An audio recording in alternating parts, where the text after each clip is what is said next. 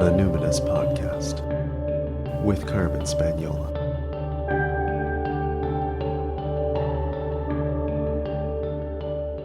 Hi there, and welcome to the Numinous Podcast, where we have interesting conversations with everyday folks about the mystery of life. I'm your host, Carmen Spaniola, joining you from the lands of the Seal-Okanagan First Nation, where I gratefully live rurally, intergenerationally, and as animistically and collapse-aware as I can, just a short drive away from a small town colonially known as Summerland, BC. I'm delighted to share a beautiful and useful conversation with you today with a dear longtime friend and colleague, Christi Jarland. I've worked with Christi for a long time, and she's one of the few internet friends that I've met in real life. I think it was probably like almost somewhere around a decade ago when she traveled to Vancouver Island to attend a week-long retreat I hosted in Port Renfrew, which, by the way, was so fun. We did like tons of trance journey work and nature-based ritual during the day. And then we ate like incredible food and drank amazing drinks. And then in the evenings, we played the transformation game. It was so great. I hosted it this is tangential, but I hosted it at Soul Creek Lodge, which has these yurts in the forest on this ridge overlooking the inlet, beautiful sunsets. I'll drop a link, actually. I think it's now called Soul Creek Adventure Lodge, and it's owned by the Pajita First Nation. I'll put it in the show notes in case you're thinking of traveling to the island sometime or in case you want to host a retreat. Anyway, back to Christi. When we first met, Christi was working full-time as a 911 operator, which I just find so intriguing.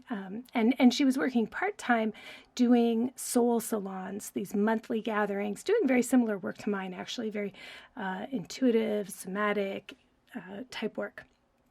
And although she did finally retire from her dispatch job working for 911 a few years ago, and although now she divides her time between two much more mellow vocations, that of somatic mentor and also of chocolatier, I still find that time in her life and that line of work as the 911 operator, I find it particularly fascinating. I also find chocolatier very fascinating. But I mean, 911, like, don't you think that's so intriguing? Like, how does a person become a 911 operator? How does it shape how you move through the world?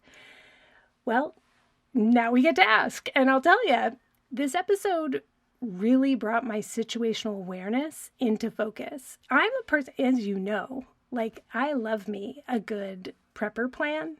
Emergency preparedness is like a hobby. It's my jam. But there's definitely some great tips in here that I think you'll very much find worth your while, because you never know when this will be useful intel, right? So without further ado, here's my conversation with Christi about how to navigate emergencies in a grounded way. So Christi, what identities do you lead with? She grins. Yeah. I was just saying, I just get squinchy when anybody has to answer that question for you. But I have some identities, I guess. So like leader or mentor, the word leads with is what gets me. It's like some demand avoidant, like, don't make me pick things. But I tend to run into the role of leader or mentor in all of the other things. So that a mom and a friend and a wife. I love nature. I like to think a lot. So there you go. There's some. So I am fascinated by one aspect of your leadership that I just think must have been so formative in your life and who you are as a person, but also that would make you a great leader in many other areas. And for folks who don't know, you are also one of the hosts of the Numinous Network. And so when somebody joins, it'll either be you or your co-host, Alicia, who sends a little note, a little DM being like, hey, how's it going? And can I help you find your way around? And do you need help developing a care plan? And most people don't know just how like incredibly overqualified for that job you are. We're so lucky you do it. And so I wanted to give people a little bit of an insight into the experiences you've had that make you such a great leader and such a great mentor, and why I'm so honored to have you as part of the Numinous Network. So tell us how you became a 911 operator and eventually the supervisor of that dispatch. Mhm. Well, the became question is so not exciting. I just fell into it, but I kind of fall into that's how things happen. But yeah, I had just finished. I went back to school to get I had a lesser degree in occupational therapy. I had worked in like state mental health for 9 years.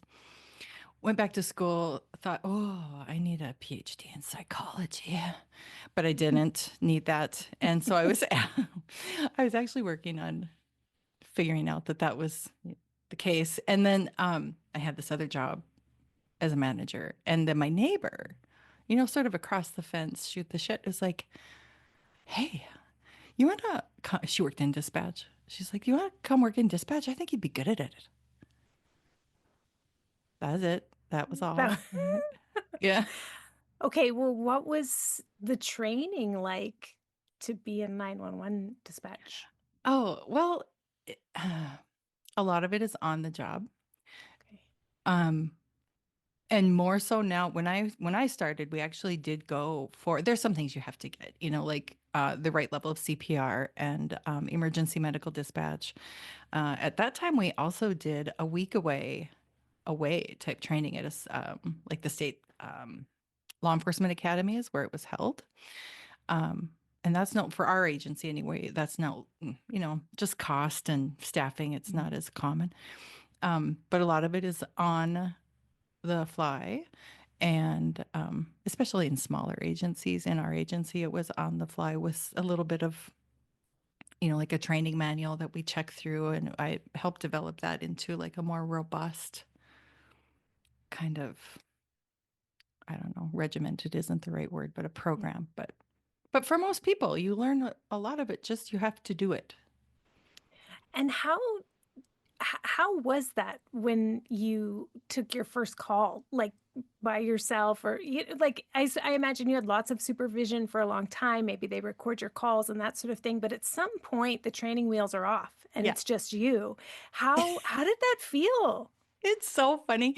And and then watching like other new dispatchers when you're training them. But I remember the first time the person that was because we were always in twos. Um, and then she's like, I'm gonna go do this and this and go to the bathroom. And you ready? And I was like, I'm all alone in this dark room with all these buttons. And of course the phone rang while she was gone. So there is just like that kind of clench, like, oh, but like many things in life, right? We can learn and think, I don't know anything. And then you do it and go, oh, well, I just do have this stuff in me. And there's a lot of side by side, they're listening in while you're taking calls and prompting or whatever up until that. Mm. So, Okay, so there was actually quite a bit of co-regulation. I guess you were probably going like eyebrows to each other, or like sending looks, because is she listening into the call yeah, too? Okay. yeah, Okay. that's a lot of And how the training goes. Yeah. how did what did they teach you about how to not freak out when somebody else is freaking out? Like you just pick up the phone and somebody's in the middle of it.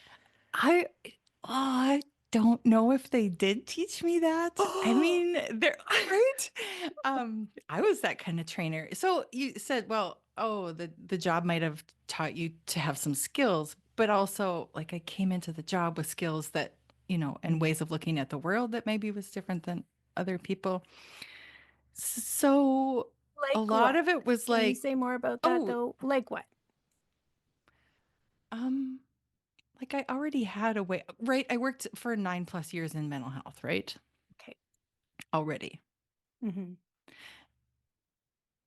So I had carried my own tote bag in with like, oh, there's ways that we deal with stress and like we don't need to just freeze and shut down and like it's not good for us to have a shit show of a call and then just sit there and clench through it and not eat dinner and Hmm. I already kind of knew Okay. those things. Right. Right. Okay. So they're scouting and recruiting. for that kind of personality type. I wouldn't Oh, say that. no, Sorry. No. they did for you. They lucked And out. they Okay. just got someone. Okay. Yeah. But people do tend to, and now there's testing. When I started, the testing was not, there was testing, but it was more like how fast can you enter digits and a weird like critical thinking test. It was very strange. And now we do have like straight up like dispatch software that mimics some of the multitasking and whatnot. Oh. But people will wash out if it, we had a couple, two, three that they wash out because their nervous system can't take it. Okay, okay. And so I derailed you when I asked you Hmm. what what did they teach you about not freaking out when someone else is freaking out? Yeah, I think that we do a better job of that in general. Now, it wasn't really a topic, that was 2001 is when I Mhm. started doing that. So things are really different now. Mm. Um, and there's more talk, even when you go to conferences and such, there's just more topics and they're more accepted. Like we used to put together, I was on the board for a while and of course, you'd put a session in or two about stress management or how to take care of yourself. And oh, night shift work is hard. And people were like, it was totally not real receptive to that. And I think that's getting better. So, Mm. what did they teach me? It wasn't, honestly, it wasn't talked Mm. about a whole lot back Mm. then. You just knuckle down, get through it. Next call. Mm. What changed for you then? Because now you are a somatic practitioner, you're a somatic mentor, you marry the psychology aspect with the body and the embodiment piece, the stress management. So what had to change for you? What made you go like I need more than just white knuckling through this? What changed for me, like doing the job and saying, oh, that's not how we're going to do this? Or Yeah, like that yeah. is what Like, you're how did asking? you obviously had to stick your neck out to either shift or say like, I don't think that's the way we should do it. Something evolved for you that Mm. you can't work that way anymore. Yeah. So I would say when I started there, I had my own ways of dealing with trauma and stress and really hard things that had a bit of clench and freeze. And, if you're good at that, you can be a good dispatcher. So you can Mm-hmm. just button that up and move on and be really effective. Mm-hmm. Mhm. So I evolved in the job and outside of the job. That other side of me was growing. And I'm always a little bit of a weirdo, or I'm always the one having the like, well, wait, can we do it this way, guys? When everybody else is like, oh, we've always done it like this. What? It's too touchy-feely. Mm-hmm. So I don't know if that's answering your question, but it kind of went, it was like a teeter-totter. That's how it feels to me, like imagery. Mm-hmm. Okay, so when you got into it and it was like, okay, you're a couple years in and you're starting to notice perhaps some patterns about how people respond in an emergency. I'm thinking about the people now who are calling, who are picking Mm-hmm. up and calling 911. I think that's kind of a bold thing to do. Like most of us in our lifetimes probably never call 911. Mm-hmm. Right. And so it's like kind of a big deal to go like, oh my gosh, I'm in an emergency.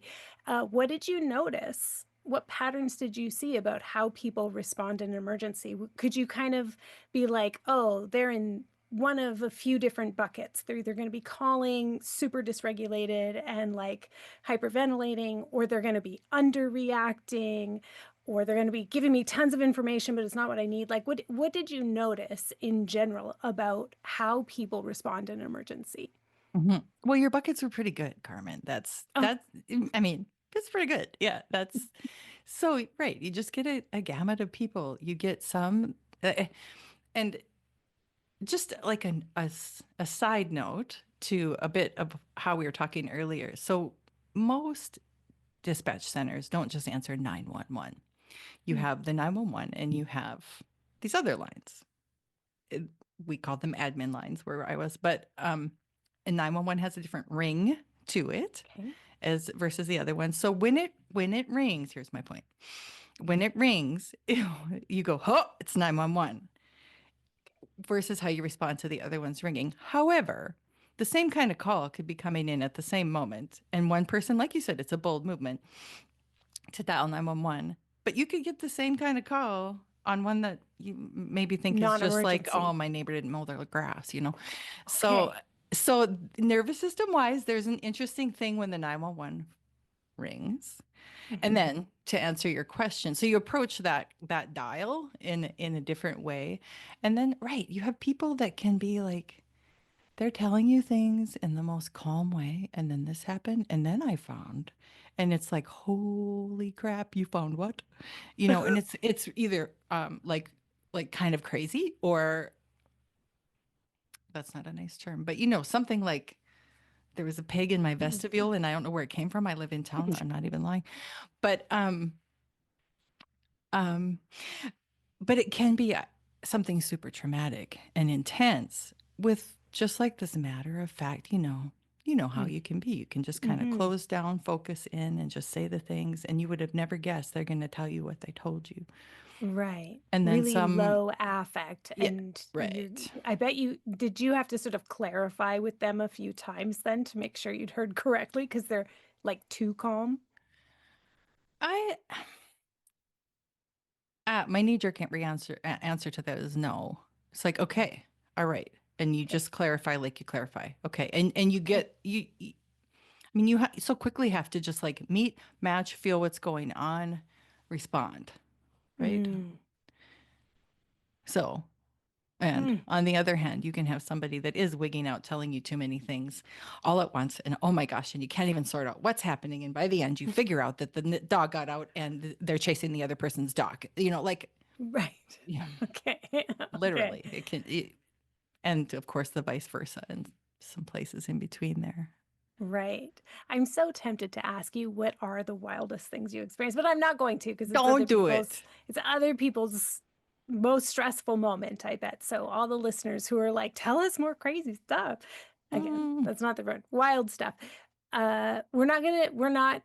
We're not ambulance chasers here. We're not no, gonna be the there's TV caboose. shows for that. Exactly, exactly. What we want is like anything that's teachable for us, right? So, what would you say is like Right. the least helpful manner of approach if somebody is like, I'm in an emergency and we need to deal with the first responder or we're trying to reach out for help? What's Yeah. like some of the least helpful things that you ever experienced as a 911 operator? Right. So the first thing that always comes to mind is know where you are. Oh, It is very not helpful to not know where you are. And oh my God. Carmen, you live in Okay. a new land. You like I know. That's what I'm thinking. learn the words of the roads, learn the Yes. things. Um, we got to get to you, right? Yes. So that is a thing. And my poor kids and people I know, it's like, what do you mean you don't know if it's a north or south road? What do you mean you can't say the word? You just know how to drive to the grocery store. Like my people get it from me. Right. Like you need to know where you are. Like just be aware of like that road's called that, right? Okay. So there you I go. can't remember what it's called when people have like dyslexia of topography. There's a thing like Oh that, right? yeah, I Where don't you don't know either. where you are. It's like spatial dyslexia. So like, yeah, trying to go like north, south, left, right, okay. I feel a little activated hearing that. So other people like me who have had many years of relying on map apps on our phones, we just need to feel our seat, feel our feet. We Hmm. can learn. This is It's okay. learnable. You can learn it. Yeah, we can learn it, but maybe before we call 911 or like ask someone for help, we should check where are we, Well, right? and you might not have the capacity to do that. But knowing, In like hearing those words today may yeah. make a difference in how you pay attention to where you are. Oh I my mean, we all gosh. travel to places that we maybe aren't familiar with. Hmm. For sure, where you live and go back and forth all the time, just know. Totally. Totally. Oh my gosh. Okay. Was there anything It's else? a good That's like one. a strong number one. That's a big one. But also saying too many things without being able to listen to what you're being asked it just takes more work to have to redirect a lot. again, we understand, right? If you're heightened Yeah. and the shit's going down, you Yeah. do the best you can. But if you can listen when you hear a dispatcher doing that repetitive persistence, like now I'm going to ask you Okay. again, Carmen, Right. what da da what da da da, Okay. and also Okay.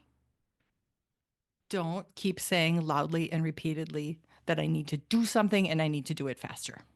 Like, just don't. Oh, You don't need to don't. tell No. dispatchers that. They're doing No. as fast and as much as they can. Yeah. Yeah. Oh my gosh. Okay.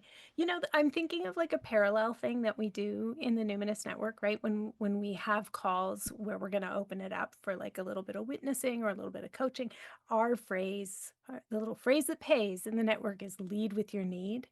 So, Yes. it's like answer the question, where are you stuck? And so the answer would sound like I'm stuck with or like I need dot dot dot, and so that makes a lot of sense to me to just like close your eyes and listen to their words. What are Hmm. they asking you? And just answer that question. Rather, it's, especially for folks with more anxious attachment styles or performance Hmm. anxiety. We're like, oh, I have to give so much background first. I have to give the context so that you understand. It's like, just close your eyes. Try to focus. What was the question? Try to answer the question rather than go into all of the mental kind of verbalization, right? The verbalization, which is the signal cry of that Hmm. anxious I need you adult. to It's hear like, me. Yeah. yeah, Hmm. yeah, okay. If I had your voice on dispatch, I'd find it very easy. And most dispatch folks seem, they seem to give good voice. Yeah. But I can see how an emergency would be easy to want to be like, well, but the blah, blah, blah. Hmm. But okay, so we're all going to focus on that. Is there anything else? We were still in least helpful. Yeah, least No, helpful. no, no. That's the Those are main. the main Okay. things. Okay, so what is most helpful in terms of collaborating with a first Yeah. responder? You already gave us two good Well, ones. yeah, it's like the flip side, right? Of course, being able to know where you are, being able to listen and follow instructions. There again, when you've popped off into a stress response, but Yeah. like you said, most dispatchers know how to pull you along with Hmm. that. But I don't know, Carmen. I mean, we can say all these things. It's pretty hard when things get Yeah. hard. And so But we offer tons of compassion for folks who just maybe have had this right. experience and they like look back and go, "Oh, I wish I'd done something differently." That's not what this is Yeah, about. This is it's not about about judgment. we role play, we run the Yes, scenario so that we can develop some competence in our imaginary world and develop, a exactly. focus. So, listening and follow the instructions. That's Yeah. the most helpful. Yep. Yeah. Okay. It makes sense to me that over the years, Christy, you would have become a student of the nervous system, to become somebody who went from like having a natural affinity and a compatible background, but not like a super trauma informed or comprehensive training. It sounds like, again, Mhm. 20 some years ago. Are there things that you know now as a somatic practitioner that you wish you knew then as a 911 operator? Mhm. So the things that developed across those 20 years, um,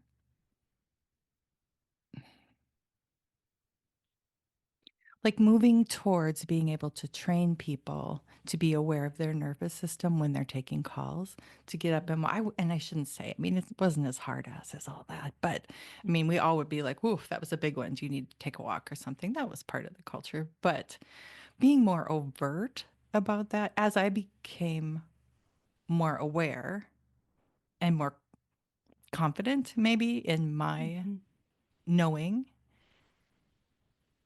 giving that to dispatchers. They can pick it up or they cannot. I mean, some people that you train are just like, yeah, I don't need that.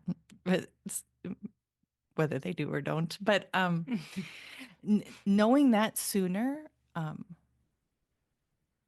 because I started training, I think it was just a little over a year, and then I was training people, like having the awareness of how we're affected, what, like feel your feet and feel your seat was words my trainees would hear, like just bring yourself all the way back to the room. But that was a big deal. Do you need to take a breath? Like all of that, knowing it sooner, and I wish it was just more part of the culture in that environment. Um,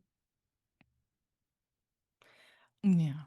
Are there things that you would still employ now in, like, as a somatic practitioner in your somatic practice that you have lifted from your experience as a 911 operator? Are there things from that experience in dispatch that you employ or weave in, or that still influence your working with people who are recovering from trauma?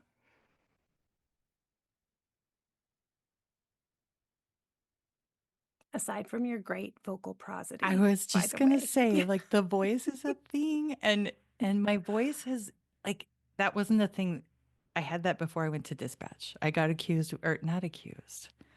It was the weirdest thing. I was like, like you should work on one of those 900. What were they? 900 numbers back Oh, in the what? Yeah, 90s. phone sex. Yeah, Yes. like you should work on that. Like that's a weird thing to say, but thanks.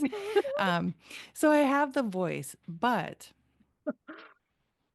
the the vocal prosody now, I know some of that has gotten better because of just how you talk to people and how you see that they respond when you're like, I know, and I heard that. I heard that that happened. And we're going to do this now because, right, you called for my help, blah, blah, blah. Like, before I knew the phrase vocal prosody from you, it's just naturally you find, and there are some things within that career where you can go to what is the one, verbal judo is a thing that comes up in training programs, things like that, so there's some training in that too. So the voice,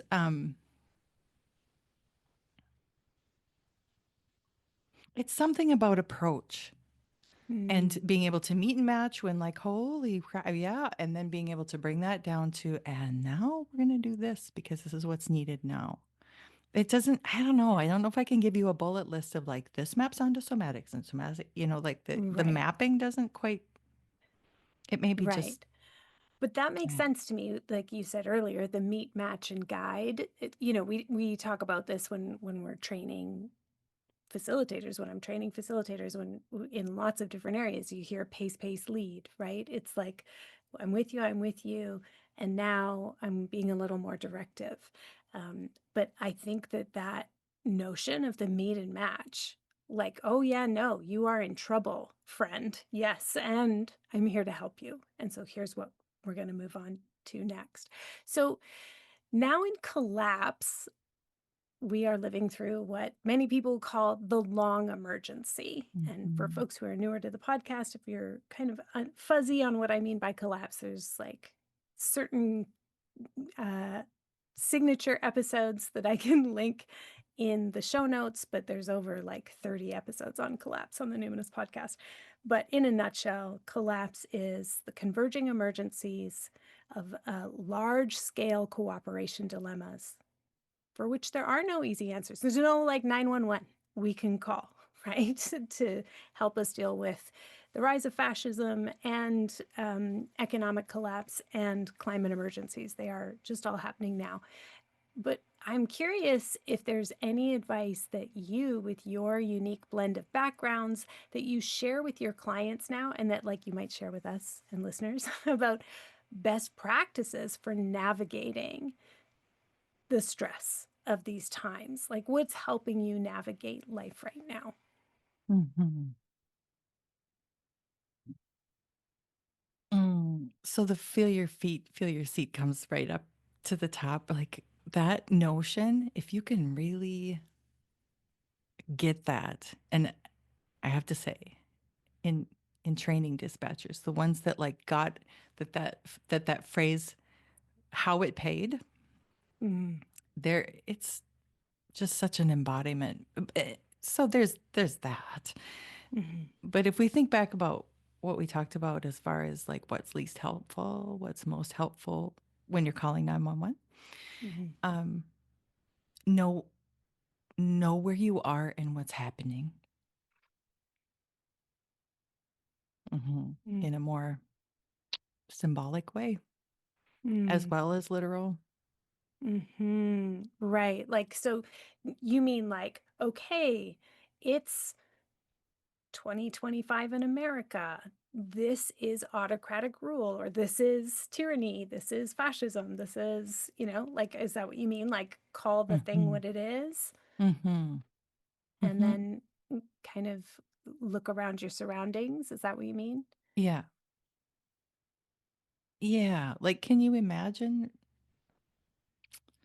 imagine getting a call from someone and you're in the 911 seat, and they had to call, but mm, they can't even quite admit to themselves what's happened. Mm, And you have to say some hard things, right? mm, mm-hmm, And if you can map that onto this, does that mm-hmm, land? mm-hmm. What would you say about this? Like, if I'm calling Mm-hmm. and I'm like, my neighbor is collapsed, my neighbor being America. I'm calling, hi, I'm Canada. My neighbor has collapsed. I don't know what to do. Like, Oh, what would you oh, name for listeners about what is happening right now? That would be like a hard truth. yeah, that's a big one. Like, I gotta wiggle my seat. Oof. Me Um, too. hmm. Oh, it's a fun exercise. It might take longer than we have here, but hmm, right. So I would want to know more. Oh, what do you mean they collapsed? Do you mean this? They fell out of a tree? Whatever maps onto what would that be for us? Mm-hmm. Do you mean you saw them mowing their lawn and they just fell down? Like those are going to tell me different things? Mm-hmm. That's what occurs to me. Like, what symbolically would that be? Mm-hmm.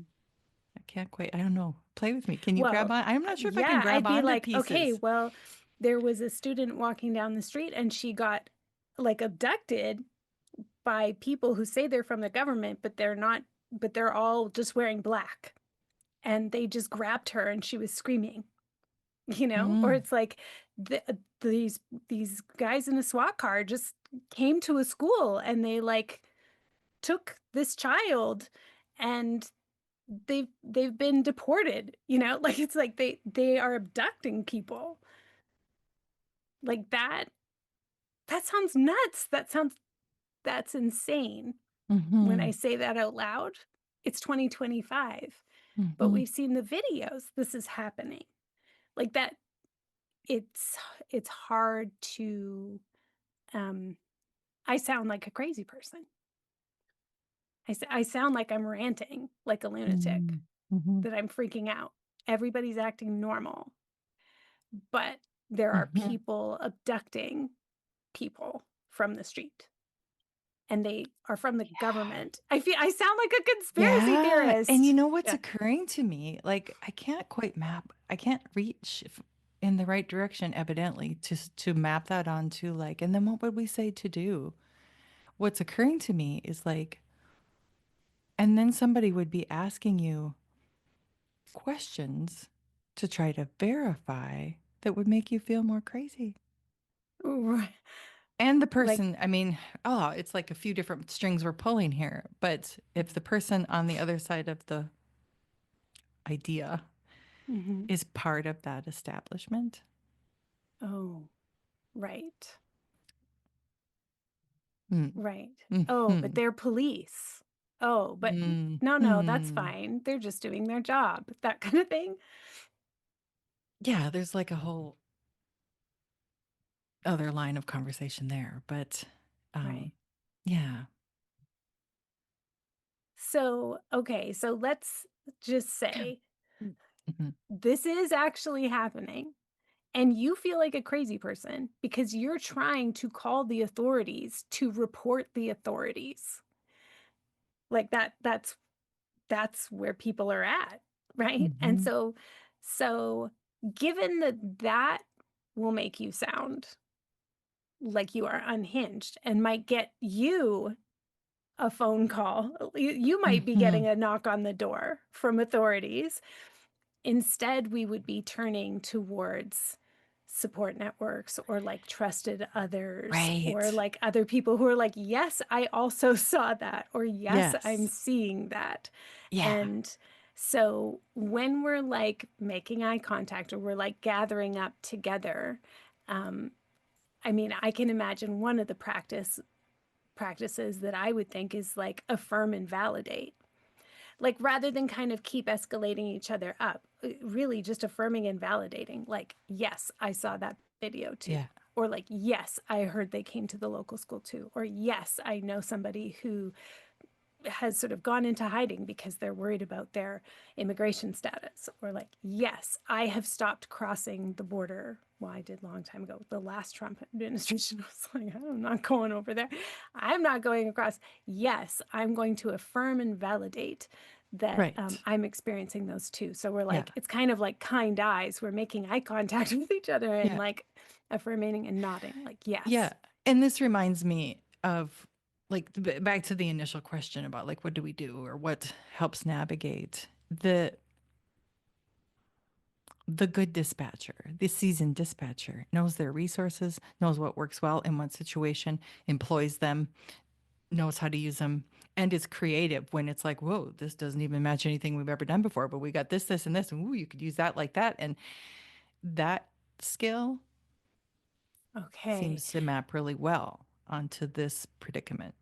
Yes. Okay. So, what are the resources? This is like pod mapping. Who do we know? What skills do we have in the community? Who's with us? Yeah. Who's a lawyer? Who knows a lawyer? Who's a mediator? Who's really media savvy? Who's got lots of patience for bureaucracy and administration? Who's a Mhm. really good letter writer? Who's not afraid to get on their phone? Like, okay, what are the resources we have in our community? That makes a ton of sense. I used to work on the crisis line, the suicide crisis line, Mhm. where in my town, and that was like 78% of our training was be able to go through the database, because this was like early internet days, right? And so it was like huge binders. It'd be like Mhm. somebody's calling because they don't have enough food this week. And it's like, oh, I know exactly how to look that up. But somebody else who's like, I'm calling because I need, help with getting my groceries, and I'm an old person and I need, it's Mhm. like, oh, okay, what would we look up? So yeah, knowing what the resources are and using them creatively. That's brilliant. That's brilliant. Is there anything else that a good dispatch person would do in collapse times? So we covered knowing how to feel your feet, feel your seat. Mm-hmm. Get st- don't let your frontal lobe pop off. And we covered like Know I where don't you know, are. maybe we need Velcro for that right now, but know where you are, what's happening, Know the your resources. resources, and and that thing about thinking on the fly, adapting. Mm-hmm. Mm-hmm. Mm-hmm. It was like that now. It was like that, but now it's not like that. Oh, but now, it's Yeah. so shifty all the time. Yes.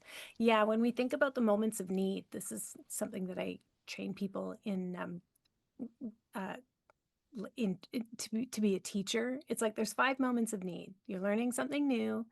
You're learning something different from what you always knew. You are um, learning something in a moment of trouble, learning something in a moment of change, and learning something that's totally off the map, right? Like it's like it's like, okay, well, each moment of need, like you did the thing you were supposed to do, but it didn't work the way it was supposed to. Each moment of need is going to have a different helpline that you need to set up. And I think Mhm. right now we're kind of off the map for what most of us have experienced in our lifetimes, even those who've been like tracking collapse for a long time. Like I I grew up in Canada.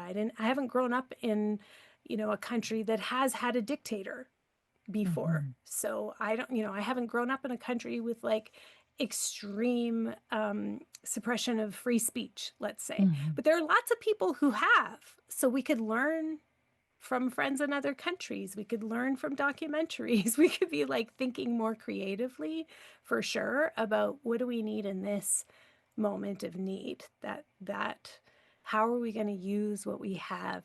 I think there's also something else here too about calling 911 in the first place, like calling the like making the calling the shot, that it's like we got to call 911. This isn't something we can Mhm. deal with on our own, and we need someone else to be here with us and talk us through it, even though they're not exactly in my shoes right now. So Mhm. that I feel like there's also something here about just like throwing up the flare and being like, I need help, and reaching for help. And just, even if they can't rescue you from the situation, there is something really important about knowing like you're there, you know?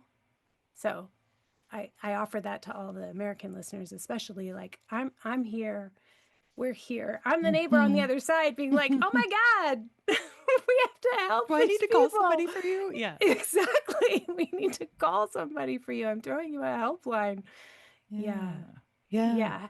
How are you navigating collapse yourself? Like, what are some of the tools, the resources that you personally, living in like month 4 of this administration in America, how's it Mm. going? Oh, I excuse me. I find I crave simplifying. So, yeah, simplicity, knowing there are people somewhere that think about this the way I do, Mhm. and connecting with them, looking outside at the oaks, Mhm. pet, Mhm. giving my teeny tiny seedlings a brush, hoping they make me some tomatoes, little Right. simple things. Yeah, in general, it just seems like a call to, in me anyway, to less things, and yeah, I don't know, less things in many ways. Mhm. Do you feel like being a 911 operator has prepared you in any way or given you any kind of like evolutionary advantage in collapse? I don't know. I don't know.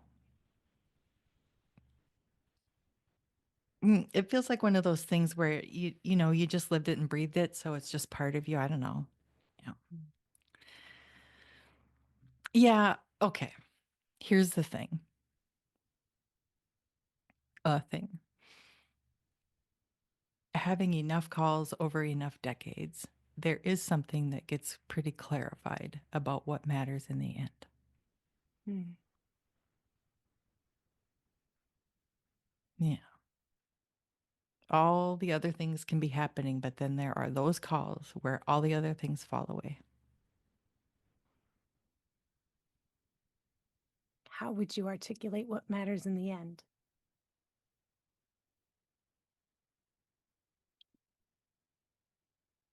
Oh, safety in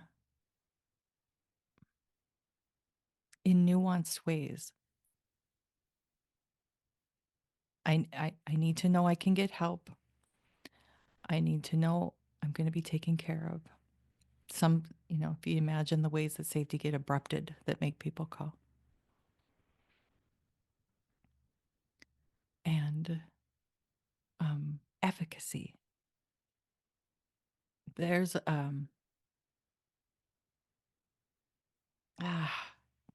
Judith. There's a book, The Worst Is Over, I believe. We had her in to speak, and she talks about what to say like right after the bad thing happened. And there's something about you did a great job, and you're doing a great job, and we're coming to help. I don't know if this is boiling it into what I want it to be boiled into, but if you can get the note of what I'm saying, like in the end, we just need to know we're going to be okay. There are people around that know what to do, and we know how to do certain things. And all of those things together make sure we come out the other side of a bad event. Mm. Yeah. I'm all teary. I know, me too. I'm thinking too about like when you say what matters in the end, it's like, oh, it's the people, it's who you love, it's how much you tried. Yeah. Oh, yeah. Just called to mind folks that are willing to do CPR over the phone. They'll they'll try and try. Yeah, because it matters. Right.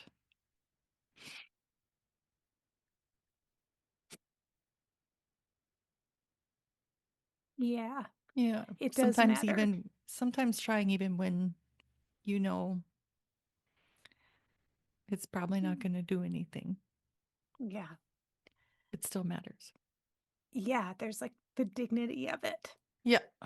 That this Exactly. person is worthwhile, that Yeah. they lived a whole life. And Yeah. so they deserve 20 minutes or however long, 10 minutes, 5 minutes, whatever it is that you can Yeah. manage, you know? Yeah. That Yeah. it's something about honoring. Absolutely.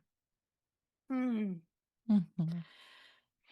So the last question will end as usual. How are you personally coping with grief and rage?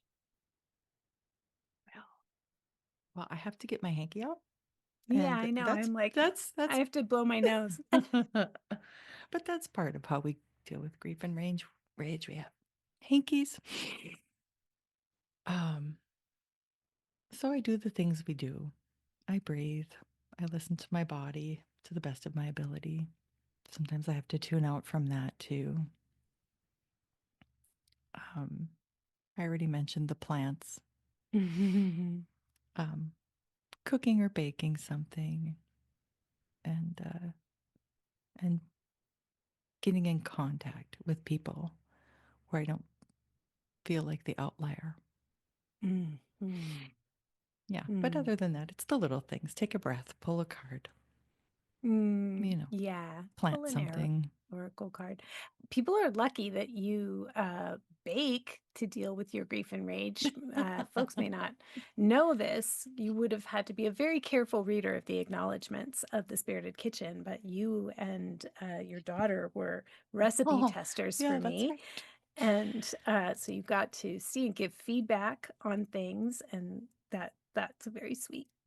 That's a very sweet secret history that we have as well. It is. I almost forgot about it. But yeah. Yeah, it was a super fun little thing. Yeah, we still will giggle about it. Or the big dinner we did where we're going to cook all these recipes at once and feed a bunch of people.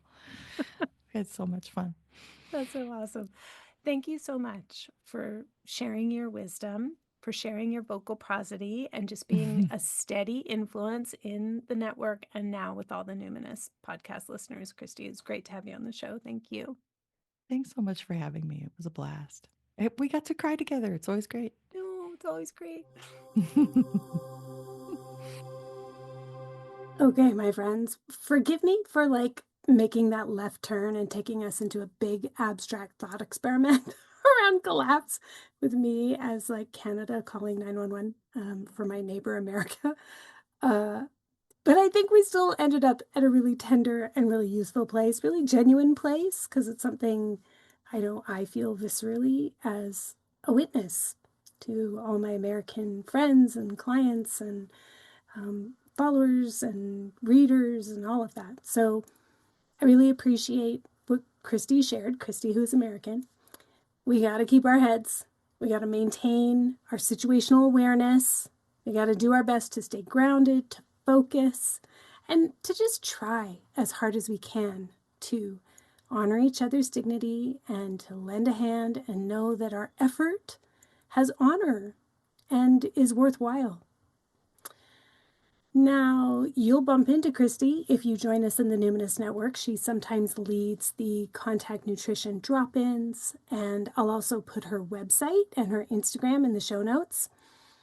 If you need some solid, steady, compassionate co-regulation, Christi might just be the somatic coach for you. Check the show notes in your podcast player or visit numinouspodcast.com for those links. Now, my thanks. For my listener shout out today, I would like to acknowledge I am honored and very surprised to just really want to offer my gratitude and respect to my listeners in Iceland. Iceland, what's good? Hello. Talk for listening. Thank you. Thanks for listening. What's up with you? Why are you all listening to the Numinous podcast this week? Why is there a huge spike in downloads from Iceland? That's like my number 3 most downloaded, most downloads by country. I mean, whatever it is, I'm glad. I'm touched. I'm so happy you're here. I hope you'll kick it with me for a while. Thank you, all the listeners in Iceland. You're so cool. Okay, last thing, friends. Free Week is happening May 24th to 30th, 2025, and you could attend or watch the recordings of some very cool workshops. If you've ever been curious about what we do in the network, this is your time. I definitely hope you'll come hang out with me and Christi and the rest of the guys. There's a dozen of us. And just so you know, there's no high pressure sales. I want you to know that. Because I use the Mighty Networks platform to automate customer management and payments and all that, which is one way we can keep our sliding scale prices so low. But because I use that platform, you do need to enter a credit card, even for Free Week. But I will remind you to cancel several times. So it's the opposite of getting sucked in through a sleazy automatic charge. Now, I mean, you do have to manage your own account and be responsible for canceling. I'm not going to do all your admin for you, but I'll remind you several times, hey, set a calendar reminder. Hey, today's the day. There'll be announcements and stuff. So, if you're trying to cut down on expenses, which I totally understand, which I also am, this could be a good alternative for 1 or 2 of your therapy sessions a month. I'm not saying it's a replacement for therapy, but many members say they don't need therapy quite as often. And since so many of our members have sensitive nervous systems, they're disabled, they're on disability assistance, they have chronic illness or dynamic disability, they are watching that kind of thing, health expenses. And so this is very complementary to therapy and can help supplement if you need to stretch out your appointments for longer. They've just said so many times that they don't need therapy quite as often because there's so much attunement and support and co-regulation and skills available in the network. But also, my main point is, I'm not going to steal your money, okay? I will remind you when it's time to cancel before Mighty Networks automatically charges you for the coming month. Okay, and I will also just say, though, I was looking at our member plans the other day, and I was noticing that about 20% of our members joined during a Free Week, and they just never left because they get a chance to see what it's actually like, and they're oh wow, okay, all right, I get it. This is very unique. This is different and just more than I expected. This isn't like other online spaces or groups or programs I've seen. And then they want to hang out for a while. I will say, a bunch of people will join for a Free Week and just find it so overwhelming because they're holy crap, this is Carmen's entire body of work. How am I supposed to take this in a week? Well, you're not. It's you wouldn't go to the library and be I'm going to read every book this week. You wouldn't go to the YMCA and be I have to take every single class in this calendar, right? You wouldn't do that. And ideally, you would go to the librarian and say, hey, I'm kind of interested in this type of literature.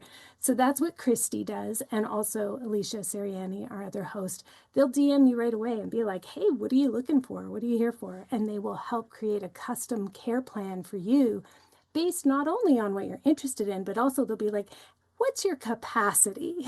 How many hours a month or a week do you want to spend? And they'll help you discern how you'll get the most out of either your free week or out of your month ahead. And they're always available. I will also say 10% of our membership has been with us for 4 years. We just celebrated our 4th anniversary, and 10% have been here for 4 years. And they're still active. Like, it's a very sticky place. And generally we have like over 200 people in the network at a time, but not that many people are that active, or they're doing things quietly, like the safe and sound protocol. So they don't really come to live things, or they find live calls overwhelming. So they just watch recordings, etc. So it doesn't feel like there's that many people, but wow, that's like a big number of people that have been here for a long time. So yeah, it's kind of sticky, but in the best way, right? So don't say I didn't warn you that it's very cool and uniquely supportive, and in so many ways just like a radical antidote to the loneliness and isolation of online life, okay? It's like the opposite of that. So to learn more, go to my website, make sure you're signed up for my newsletter so you are reminded when the free trial function goes live.